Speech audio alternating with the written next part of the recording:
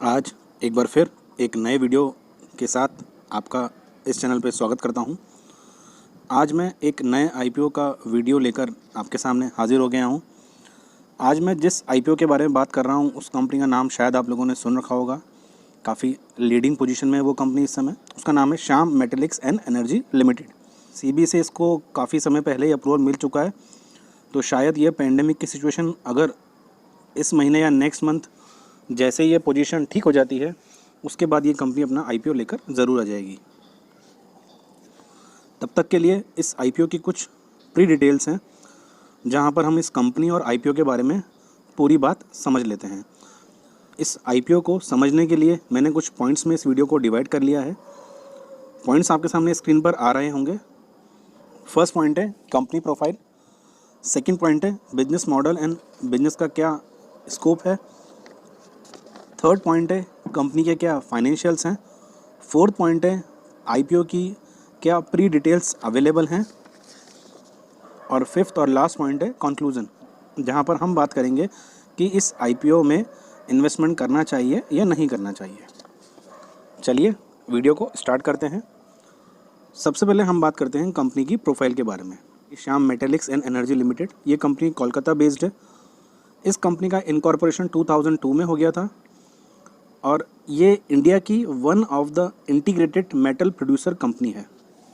इस कंपनी का primary business long steel products बनाना है। अब लॉन्ग स्टील प्रोडक्ट्स क्या होते हैं उनकी एक लिस्ट आपके सामने स्क्रीन पर आ रही होगी, जिसमें iron pellets, sponge iron, steel billets, TMT, wire rods, ferro alloys etcetera, ये सब इसमें शामिल हैं। फरवरी 2021 की एक रिपोर्ट की अगर माने तो ये कंपनी फेरो एलॉयस की इंस्टॉल कैपेसिटी की कैटेगरी में भारत में लार्जेस्ट प्रोड्यूसर्स में से एक है। और स्पंज आयरन इंडस्ट्री की कैटेगरी की बात करें तो वहाँ पर ये फोर्थ लार्जेस्ट प्लेयर है। इस समय कंपनी में लगभग 11,500 के आसपास एम्प्लॉयज़ काम करते हैं। इस कंपनी को क्रिसिल की एक रैंकिंग मिली हुई है। एट प्रेजेंट इस कंपनी के 3 मैन्युफैक्चरिंग प्लांट्स हैं जो उड़ीसा और वेस्ट बंगाल में हैं। उड़ीसा में संबलपुर और वेस्ट बंगाल में जमूरिया और मंगलपुर में हैं, जिनके स्क्रीनशॉट स्क्रीन पर आ रहे होंगे। अब हम बात करते हैं कंपनियां क्या बिजनेस मॉडल है और कंपनियां क्या स्कोप है। कंपनी का बिजनेस मॉडल काफ़ी अच्छा है।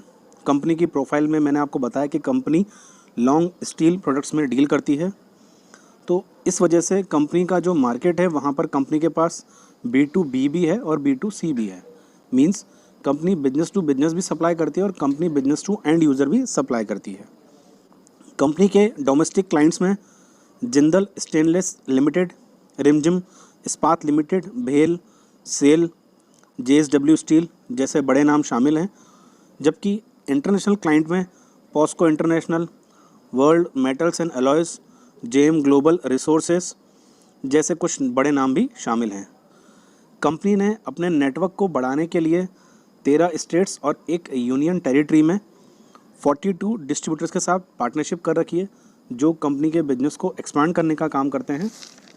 31 दिसंबर की एक रिपोर्ट के अकॉर्डिंग कंपनी की मेटल की इंस्टॉल्ड कैपेसिटी है वो 5.71 मिलियन टन्स पर एनम है, जिसको कंपनी 2025 तक एक्सपैंड करके 11.60 मिलियन टन्स पर एनम तक करना चाहती है।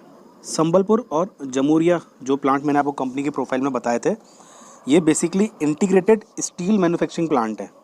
यहाँ पर captive railway sidings, captive power plants, iron pellets, sponge iron billets, TMT, wire rods और फेरो एलॉयस जैसे कुछ प्रोडक्शन शामिल हैं।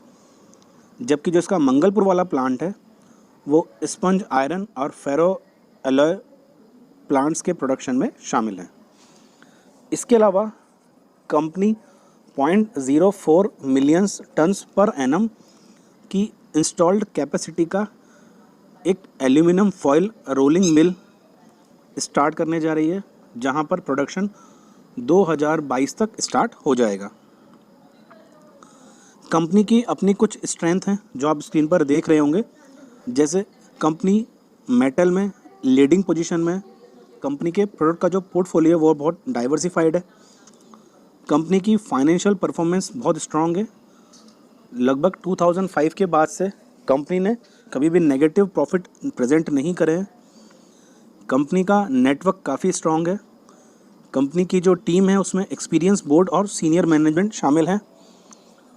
कंपनी के जो प्रमोटर्स हैं उनमें Mahavir Prasad Agarwal, Brijbhushan Agarwal, Sanjay Kumar Agarwal, Shubham Capital Private Limited, Shubham Buildwell etcetera कुछ कंपनियों के नाम भी शामिल हैं।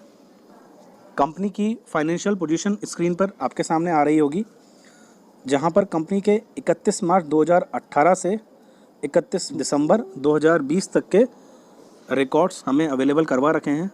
अगर हम कंपनी की टोटल एसेट्स को देखें तो वो regular basis per year two year increase होती जा रही हैं।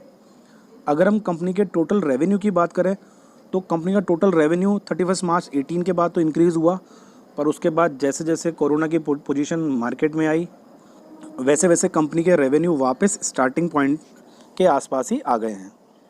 कंपनी का प्रॉफिट आफ्टर टैक्स है जो अगेन कुछ टाइम बढ़ा और वापस फिर जैसे लॉकडाउन और कोरोना वापस आया वैसे कंपनी का प्रॉफिट भी डिक्रीज़ हो गया।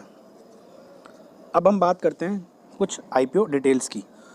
कंपनी लगभग 1107 करोड़ का आईपीओ लेकर आने वाली है, जिसमें 657 करोड़ का तो फ्रेश इशू है, जबकि 450 करोड़ का ओएफएस यानी ऑफर फॉर सेल है। कंपनी के जो आईपीओ की डिटेल है वहाँ पर हमें प्राइस बैंड बताया नहीं है, पर थोड़ी बहुत रिसर्च और सर्च करने के बाद ये पता लगा कंपनी का प्राइस बैंड 350 से 360 के बीच कहीं रह सकता है, यानी 357 से 358, 356 से 357। बट एक्चुअल पोजीशन में क्या प्राइस बैंड रहेगा ये तो जब आईपीओ आएगा तभी पता लगेगा। कंपनी के इस आईपीओ में रिटेल का पार्टिसिपेशन 35% रिजर्व रहेगा। कंपनी के आईपीओ का जो मेन ऑब्जेक्ट है वो यही है कि कंपनी अपने आप को और अपनी सब्सिडीज़ को फुल्ली या पार्टली बेसिस पर डेट फ्री करना चाहती है, और जैसे इसकी बाकी डिटेल्स मिलेंगी मैं उसके बारे में आपको अपडेट दे दूंगा। अब मैं बात करता हूँ इस पूरे आईपीओ के कंक्लूज़न के बारे में। यहाँ पर कुछ पॉजिटिव पॉइंट्स हैं जिनको देखकर कोई भी इन्वेस्टर इस कंपनी में इन्वेस्ट करने के लिए अट्रैक्ट हो सकता है। जैसे कंपनी का जो बिजनेस है वो काफ़ी स्ट्रॉन्ग है, कंपनी की फाइनेंशियल पोजीशन काफ़ी स्ट्रॉन्ग है, company one of the largest metal producer है, कंपनी की इंस्टॉल कैपेसिटी बहुत अच्छी पोजीशन में है। अब एक चीज़ सिर्फ बाकी रह जाती है, वो है इस कंपनी का आईपीओ का प्राइस बैंड। जैसे ही कंपनी के प्राइस बैंड के बारे में हम बात करते हैं तो अभी हमारे पास इसके कुछ पीयर कंपैरिजन दे रखे हैं, यानी इसके जैसी कौन कौन सी कंपनीज मार्केट में लिस्टेड हैं उनके सबके नाम स्क्रीन पर आ रहे होंगे। जैसे ही इसका प्राइस बैंड आ जाएगा तो हम दूसरी कंपनीज से इसके वैल्यूएशन के बारे में कंपैरिजन कर सकते हैं। और किसी भी आईपीओ में अप्लाई करने के लिए सबसे इम्पोर्टेंट पॉइंट होता है उसका वैल्यूएशन, महंगा है या सस्ता है ये उसके वैल्यूएशन को देख के ही हमें पता लग पाएगा। तो थोड़ा सा आप वेट कीजिए जब तक इसका प्राइस बैंड कंफर्म होके आए, उसके बाद मैं आपको इसके लिए ज़रूर अपडेट दे दूंगा कि हमें इस आईपीओ में इन्वेस्ट करना चाहिए या नहीं करना चाहिए। तब तक के लिए इंतज़ार कीजिए, मिलता हूं आपसे अगली बार एक नए वीडियो में। नमस्कार।